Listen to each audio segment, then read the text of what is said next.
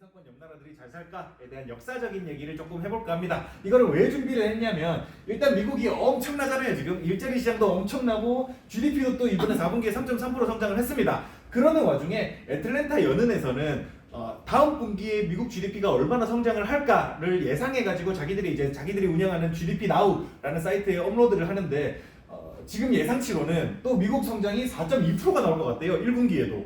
근데 뭐 지금은 어제 새벽에, 그러니까 어제에서 오늘로 넘어오는 새벽에 이제 다시 3.5%로 좀 조정을 하기는 했는데 어쨌든 간에 이제 요 정도로 1분기에도 성장을 되게 잘할 것 같다라고 얘기를 한다는 거예요. 그러니까 이렇게 잘 나가는 미국이 진짜 어떻게 이렇게 잘 나가냐 하면서도 이렇게 잘 나가는 미국이기 때문에 지금 공산권 옆 나라들이 잘 살게 만들어준 것도 사실상 미국이다라는 얘기를 하기 위해서 요거를 조금 준비를 했습니다. G7이라고 많이 들어보셨죠? 그래서 좀 선진국들의 모임으로서 이제 G7이라는 얘기들을 많이 하는데 여기 이제 1960년대, 70년대부터 해가지고 좀 잘 사는 나라들 모아가지고 우리끼리 회의하고 앞으로 경제 어떻게 할까 이런 얘기들도 많이 하고 하다 보니까 이제 G7이라는 조직이 생기게 됐는데 보면 이제 미국, 캐나다, 영국, 독일, 프랑스, 이탈리아, 일본 이렇게 해서 보면 전부 다 여기가 이제 구공산권 나라들이었잖아요. 이 공산권 나라들 바로 옆이 아닌 나라는 미국이랑 캐나다밖에 없고 나머지는 전부 다 공산권의 옆 나라들이 있습니다. 근데 왜 어떻게 여기 있는 나라들이 좀 잘 살아질까에 대해서 얘기를 좀 드려야 되는데요. 1970년대 당시에 이게 이제 공산권의 세력이 조금 커졌을 때였거든요. 지금 G7이 여기랑 여기잖아요. 그런 이게 미국, 캐나다랑. 그래서 이런 거를 보면 확실히 공산권의 옆이 좀 잘 살아진 거 맞는 거 같네. 근데 아프리카는 조금 별개로 봐야 됩니다. 아프리카 대륙은 조금 이제 특수한 케이스이긴 하니까 별개로 보고 이 한참 이제 그 냉전이 진행될 동안의 중심은 여기였으니까 여기를 중심으로 얘기를 하면 그 G7이 다 공산권 옆에 있는 나라들이고 유럽만 또 봤을 때는 이때 이제 공산권과 자본주의의 대립이 이제 자유시장이죠. 자유권과 공산권의 대립이 한참 커졌을 때가 이제 여기를 기점으로 좀 나눠지고 있는데 여기 이제 독일은 그때 당시에 2차 대전에서 패전하고서 동독과 서독으로 나뉘어가지고 서쪽은 자본주의 진영, 동쪽은 이제 공산 진영으로 해서 이제 한참 다툼이 있었고 나머지 국가들 G7이 이제 독일이랑 프랑스랑 이탈리아잖아요. 요 세 개 나라들이 잘 살아졌는데 이제 요때 갈등으로 돌아가야 됩니다. 그리고 여기부터로 돌아가기 앞서가지고 더 앞선 거는 이 2차 대전 당시까지도 돌아가야 됩니다. 2차 대전 당시에 이 주축국과 연합국이 싸움을 했었죠. 여기 그때 당시에 공산권은 연합국으로서 참전을 했습니다. 그래서 여기 이제 그때 당시의 지도인데 검은색으로 표시된 게 주축국, 그러니까 독일과 이탈리아를 중심으로 해서 먼저 이제 침략 전쟁을 펼쳤던 애들이고 이제 일본까지 해서 태평양 전쟁 일으킨 것까지 해서요. 그리고 이제 파란색으로 표시된 게 연합국이고 빨간색으로 표시된 게 소련이었습니다. 공산권인 거죠. 근데 이제 보시면 이제 그 2차 대전이 유럽 애들끼리 싸운 거 아니야? 라고 생각을 많이 하실 수 있는데 이게 전 세계 대전이라고 불릴 수밖에 없는 이유가 여기 아프리카가 그때 당시에는 각각의 나라가 아니라 사실상의 유럽의 식민지였다는 거예요.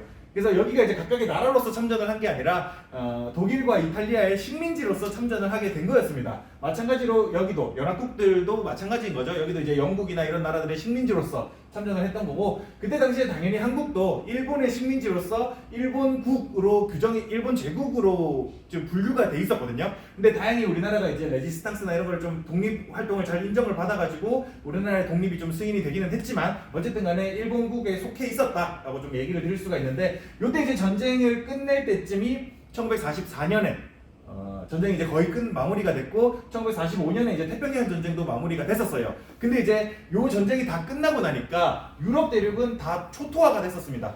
초토화가 될 수밖에 없었죠. 여기서 전쟁이 여기 동부전선, 서부전선에서 싸움이 엄청나게 일어나고 땅 건물들이 다 망가지고 총질하고 뭐하고 했으니까 엄청 초토화가 되다 보니까 전쟁이 다 끝났는데 우리 이제 앞으로 어떡하지? 이런 거에 대한 회의를 해야 되잖아요. 이 세계 경제를 재건을 해야 되는데 어떻게 할까에 대한 얘기를 해야 되는 상황이 왔고 그 회의를 하는 게 여기 뉴햄프셔주의 브레튼 우즈 지역에서 회의를 했습니다. 그래서 이제 브레튼 우즈 회의라는 거를 진행을 했는데 그때 이제 가장 이제 전쟁이 끝날 때쯤에 가장 힘이 있었던 애들이 그나마 미국이랑 소련이랑 영국이었어요. 영국은 그래도 섬이다 보니까 본토의 전쟁에서 조금은 좀 피해를 덜 받았던 거죠. 그래서 요 세 개 나라가 이제 좀 입김이 좀 클 수밖에 없었는데 그 중에서도 영국은 국력이 또 많이 쇠퇴할 수밖에 없었고 그래서 이제 국력이 가장 셌던 거 두 나라가 미국이랑 소련이었거든요.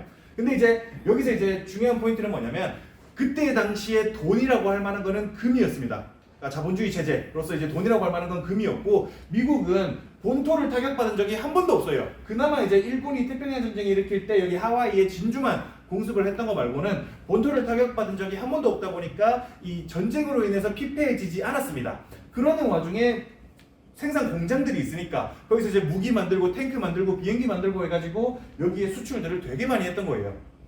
그러다 보니까 전 세계 금의 70%가 미국에 갈 수밖에 없었던 상황이 오게 됐습니다. 그러다 보니까 당연히 이 전쟁 끝나고서 경제 어떻게 할 거냐에 대한 회의도 미국에서 진행할 수밖에 없었고, 그 미국에서 진행하는 과정에서 가장 입김이 강한 게 이 미국과, 그리고 이제 본토로 침략을 그나마 덜 당했던 영국과, 그리고 그 와중에도 강한 힘을 가지고 있었던 소련, 이 넓은 땅덩이에서 이 동부전선에서 피해를 엄청 봤거든요. 엄청 봤음에도 불구하고 힘이 여전히 막강했습니다. 막강하다 보니까 그 셋이서 회의를 하고 있는데, 근데 이제 우리는 다 알잖아요. 미국과 소련의 체제가 정반대의 체제라는 걸 다 알고 있잖아요. 미국은 자본을 중심으로 해서 개인의 욕심을 존중하고, 개인이 스스로 필요하다면 스스로 분배해서 뭐 스스로 성장하고 이런 것들에 대해서 존중을 합니다. 근데 소련은 생각이 많이 다르잖아요. 국가가 중심으로 해가지고 개인보다는 우리 집단 농장 해가지고 필요에 의해서 분배해야 된다라고 얘기를 하는 애들이었습니다. 그러니까 그게 이제 공산주의인 거잖아요. 그리고 그때 당시에 지식인들 입장에서는 지금이야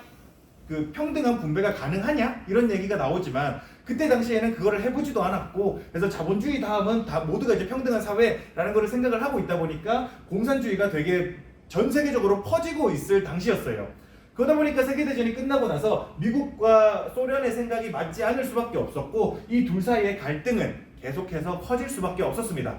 서로가 이제 그거 아니야, 우리 체제가 좋아, 이런 생각들을 할 수밖에 없었고, 그게 이제 2년 동안 지속되다가 이 해리 트루먼 대통령이 1947년에 45년에 전쟁이 끝났잖아요. 그래도 둘이서 갈등을 계속하다가 47년에 우리 이제 세계 경제를 재건하는데 우리 체제를 어떻게 하는 게 좋을까를 갈등하는 과정에서 트루먼 대통령이 우리는 자본주의를 지향하는 국가에 최선의 지원을 다하겠다라는 트루먼 독트린을 발표를 한 거예요. 그래서 요 트루먼 독트린 이후로 이제 공산권과 자본권과 자유진영 간에 이제 확실한 전쟁이라고 할지 모르겠는데 그 갈등이 확실히 그어졌다라고 얘기를 많이 하고 있습니다. 그게 이제 트루먼 독트린이고 1947년부터 그 냉전이 사실상 시작됐다라고 보게 되는 거죠.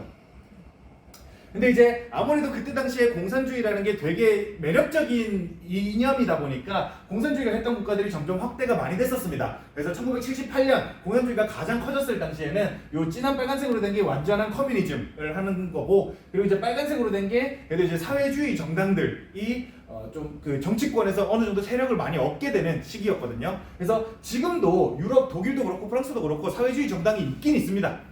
있긴 있는데 그게 이제 큰 힘을 얻지 못할 뿐인 거죠. 근데 지금은 사실상 이제 여기 사회주의였던 것들이 지금 많이 줄었잖아요. 사실상 지금 공산주의를 하고 있는 나라는 중국이랑 베트남 밖에 거의 없죠. 그거 말고는 거의 없는데, 어쨌든 이제 이런 식으로 나중에는 축소가 됐지만 한참 공산주의가 확대되고 있을 때는 여러 개까지 많이 확대가 됐었습니다. 당연히 미국 입장에서는 이 체제에 대한 위협을 느낄 수밖에 없었던 거죠. 요게 이제 최대로 확대됐을 때지만, 확대되는 과정 속에서 미국이 위협을 크게 느끼고서 걔네들이 이제 생각을 한 거예요. 아, 이제 공산권이 너무 이렇게 퍼지니까 안 되겠다. 우리 자본주의 체제를 더 확장시키기 위해서 우리도 우리만의 방법을 펼쳐야겠다라고 얘기를 했던 게 이 마셜 플랜입니다. 그래서 이제 제가 결국 얘기하고 싶은 거는 요 마셜 플랜 얘기예요. 마셜 플랜 얘기인 건데, 이 For European Recovery Supplied by the United States of America라고 얘기를 하잖아요. 그러니까 미국의 지원 아래 이 유럽의 재건을 돕겠다라고 얘기를 한 거예요. 그래서 이 풍차를 만들어 가지고 이 나라들이 앞으로 나아갈 수 있도록 미국이 뒤에서 백그라운드에서 도와주겠다라고 얘기하는 상징인 거죠. 그래서 whatever the weather We must move together. 우리는 무조건 함께 갑니다. 이런 얘기까지 해가면서 엄청난 돈을 퍼부었습니다. 그래서 미국에서 그때 당시에 유럽 국가들의 지원한 예산이 140억 달러에 달했어요.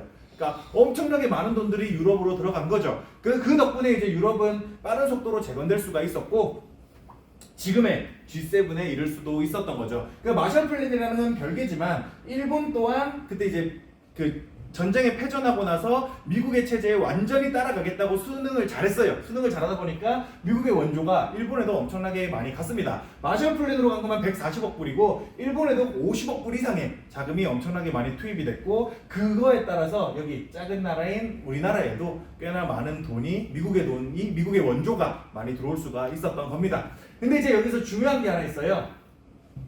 국가의 발전 양상을 보면요, 일단 초기 농업 국가로 시작을 합니다. 농업 짓고 이제 좀 더 이제 잘 살아지면 이제 목축업도 이제 성장을 하는데, 그러다가 이제 좀 더 잘 살아지면 중기 경공업 국가로 발전을 합니다. 경공업이라고 하면 이제 미싱지라는 그런 것들이죠. 가죽 산업, 뭐 이제 뭐 털 가지고 뭘 하는 거, 그런 산업들이고, 그 경공업 국가, 우리나라가 딱 60년대가 딱 그럴 때였어요. 그래서 이제 쥐 가죽 가지고 뭐 코리안 밍크 이렇게 해서 이제 한참 수출을 많이 했던 게 쥐 가죽으로 밍크를 만들어 가지고 이렇게 팔았던 건데, 이게 60년대입니다. 그래서 한참 그랬었고, 그 다음으로 발전하는 게 중화학공업입니다.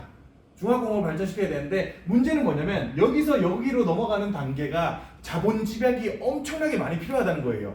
자본 집약이 많이 필요하다는 게 뭐냐면, 그러니까 중화학공업이 이제 정유, 제철, 뭐 반도체도 포함인 거고요. 그리고 이제 자동차, 뭐 이런 것들, 조선 이런 것들을 얘기하는 건데, 일단은 돈이 엄청나게 많이 드는 것들이잖아요. 그러니까 일단은 그걸 만들기 위해서도 엄청난 설비 투자가 필요합니다. 그 설비 투자가 필요하다는 것 자체가 자본 집약이 되게 많이 필요하다는 거거든요. 그러니까 정유 설비 하나 짓는 데만도 몇 조 원 단위의 돈이 들게 되니까, 그래서 그런 것들을 짓는데 엄청 많은 돈이 드는데, 그럴 돈이 없어요. 경공업 해가지고 돈 벌어가지고 어느 세월에 벌어서 이거를 합니까? 여기서 이제 중요한 포인트죠. 미국이 엄청난 140억 불의 돈을 유럽에 지원하고, 일본에 들어간 몇십억 불의 돈, 그리고 우리나라에 들어간 50억 불의 돈, 이런 것들을 요 중화공업 투자에 엄청나게 많이 쏟아 부었던 겁니다. 지금 G7 국가들이 될 수 있었던 것들은요. 그래서 그 돈의 자본 집약을 엄청 한 덕분에 중화공업이 발전할 수가 있었고, 그 이제 공장을 짓고 뭘 만들고 제품을 생산해서 수출을 하고 뭘 하는 과정 속에서 요 나라들이 발전을 할 수가 있었다는 거죠. 근데 이제 여기서 또 중요한 포인트는 뭐냐? 결국 그게 뭐였다? 달러였다는 거죠. 그리고 달러를 팔았다는 거, 그러니까 미국이 달러를 여기에 지원했다는 거는 요 달러 패권이 좀 더 견고해졌다는 뜻이 되기도 합니다. 그래서 사실 요 시스템에서 미국도 이득을 보고, 다른 그러니까 G7 국가들이 될 수 있었던 나라들도 공산권에 맞서서 이득을 볼 수 있었던 시스템이었다는 거죠. 그리고 이제 사실 마셜 플랜을 진행하는 과정에서도 그 마셜 플랜을 할 때 공산권 국가도 포함이야. 근데 니네도 자본주의 하에서 그거를 해야 돼 라고 얘기를 했다 보니까 공산권이 그거에 대한 체제의 반감을 느꼈고, 그래서 이제 우리는 지원 안 받을란다, 우리끼리 할란다 라고 해서 자기들끼리 또 만든 게 바르샤바 조약 기구였었거든요. 근데 결국은 자본주의 진영이 이겼고, 그걸 이제 군사적으로 목표로 만든 게 이제 나토잖아요. 북대서양 조약 기구라고 해서. 그래서 그게 지금까지 이어져 오고 있다 라고 말씀을 좀 드릴 수가 있겠습니다. 그리고 그 다음에 이제 후기 서비스업 국가로 발전을 해야 되는데, 지금 완벽히 명실공히 서비스업 국가로 발전을 했다라고 말할 수 있는 나라는 미국밖에 없습니다.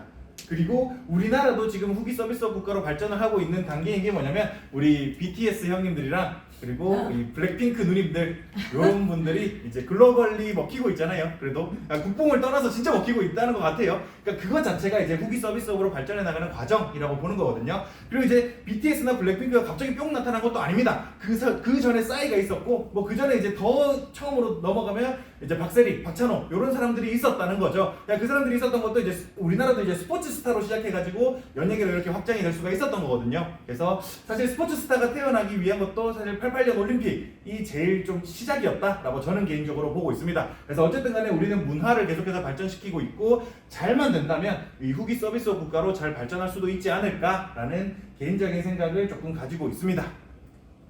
그래서 정리를 좀 드리자면요, 미국이 이미 큰 규모임에도 눈부신 GDP 성장과 일자리 증가는 그저 경이로울 따름입니다. 근데 이제 현재 미국으로 성장해오는 과정의 시작은 단연코 두 차례의 세계대전이었고요. 세계대전을 통해서 전 세계의 금이 미국으로 갔고, 미국은 그 압도적인 돈으로 다른 국가들을 체제에 편입할 수가 있었습니다. 돈 지원해주고 니네 중화공업 투자해 뭐하고 이렇게 하면서요.